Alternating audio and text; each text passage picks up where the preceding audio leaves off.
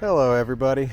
If the word prepping makes you think of panic, fear, or extreme scenarios, guys, this video is for you because homestead prep does not have to be scary. In fact, honestly, the most resilient homesteads aren't built on fear at all. They're actually built on systems, habits, and common sense.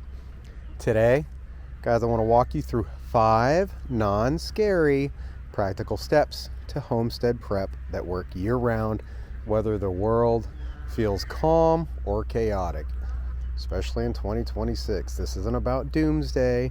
This is simply about peace of mind.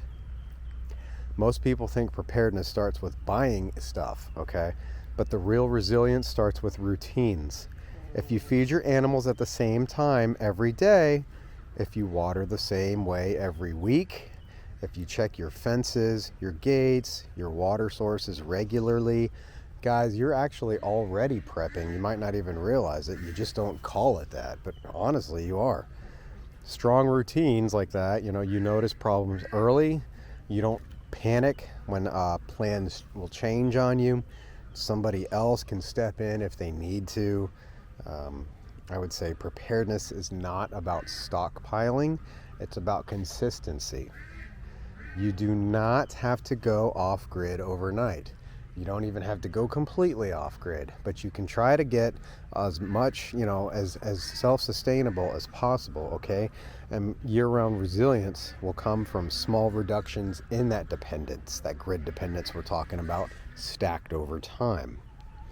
That might look something like growing some of your own food. We've got passion fruit, blackberries, ginger, mulberries, bananas, elderberries with, so many great antioxidant superfruits, tomatoes, bell peppers, you name it, etc. We're growing it. Get your potatoes, guys. Keep extra food on hand. I really can't stress that enough. I actually got tons of videos on my channel. Please check them out, the gardening section, on how to get things in the ground and growing. Self-sufficiency and self-dependence starts with stuff like that. Chickens, goats. Do you have Nigerian dwarves? They're great for goat milk. Ducks. Do you have duck eggs? They're higher in nutrition than chicken eggs. So a lot of people don't know that. Things as an example you can learn here on our channel at DiamondTrail Ranch. You can also learn some basic repairs on our channel. That is hugely prevalent in doing preparedness. Preserving food you already eat. Guys, we preserve jams, jellies, fruits and vegetables, you name it. Guys, it's there. It's on our channel. You want to have your backup water options. You don't replace systems, you simply supplement them, okay? Prepared homesteads don't reject modern life. They just aren't trapped by it. It's okay to have friends that are in subdivisions, etc., and in every nook and cranny of the woods. It's all neighbor, love thy neighbor, okay? Every homestead problem is a chance to build absolute resilience.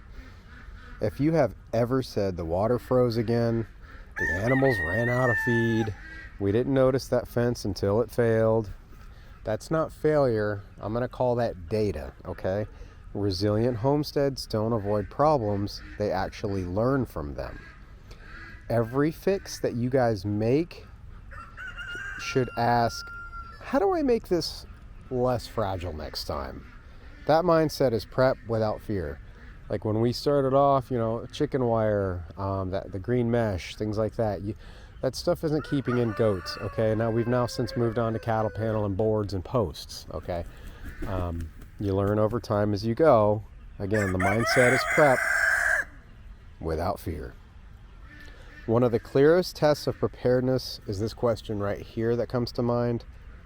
So what happens if you're not there?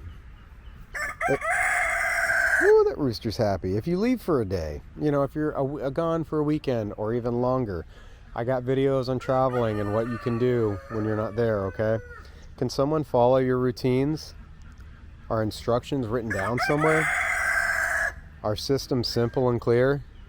A resilient homestead is not dependent on one person's memory. Guys, get to know your neighbors. The more your homestead can function without constant supervision, the stronger it is. Preparedness is about sustainability. not control at the end of the day, okay? The biggest mistake I see people make with preparedness is letting fear drive decisions. I do see a lot of fear-driven channels out here.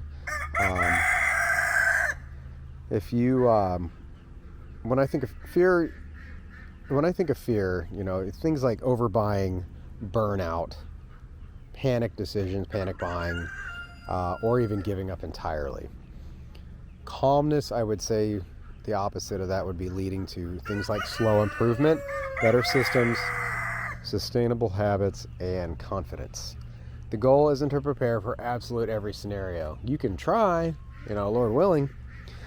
You want to prepare for normal disruptions though, okay? Disruption is the norm. It's going to be the norm. Grid up or down, it's going to be the norm. Preparedness should make life feel lighter, not heavier. These steps don't depend year-round on politics, news cycles, you know, what the doomsday guy said on YouTube, emergency declarations. They work in good years and bad years. Year-round resilience comes from habit, observation, adjustment, and patience. Guys, that's simply homesteading at its core.